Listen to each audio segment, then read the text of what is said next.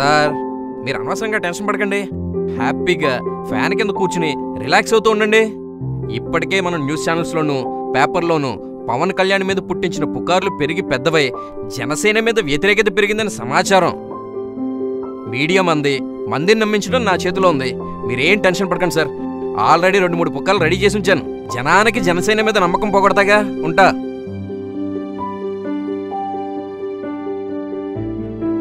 నాన్న ఒకసారి మీ పెన్ను ఇవ్వరా? ఆ పెన్ను వద్దులే, నేను ఇస్తాను రా.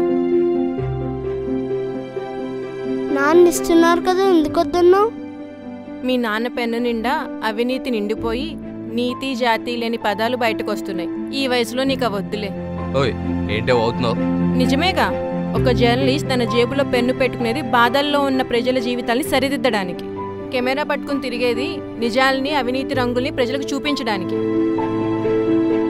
కానీ మీరు నిజాల్ని చంపడానికి, పుకార్లు పంచడానికి, అవినీతి అక్రమాలు పెంచడానికి, ప్రజలను కష్టాల నుండి గట్టెక్కించడానికి వచ్చిన జనసేనుడి ఆశయాల్ని తుంచడానికి వాడుతున్నారు. సిగ్గుండాలి. పదమ్మా. ఎక్కడికే? జనసేనకు ఓటేయడానికి. ఏదో సినిమా ఓడన్న క్రేజ్తో పవన్ కళ్యాణ్ ఓటేయడం తప్ప మీ ఆడాళ్ళకి జనసేనకి ఎందుకు ఓటేయాలో తెలుసా?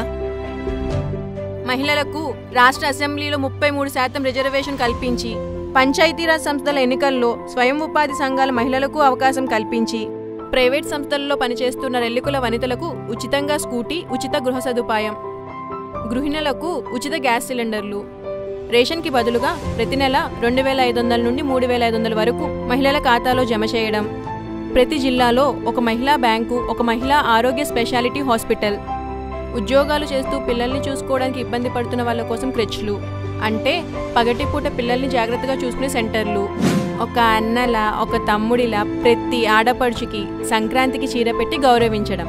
ఇలా రాష్ట్రంలో ఉన్న ప్రతి మహిళా ఆలోచనల్ని అర్థం చేసుకుని వాళ్ళ అవసరాలు తీర్చడానికి వచ్చాడొకడు.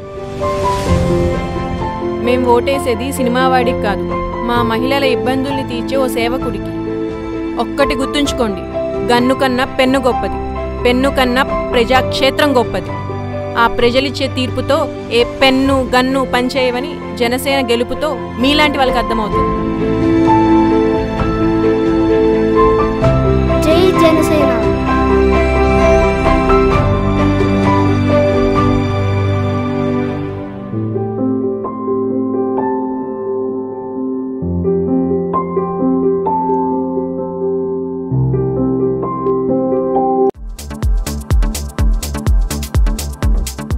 Please subscribe New Waves.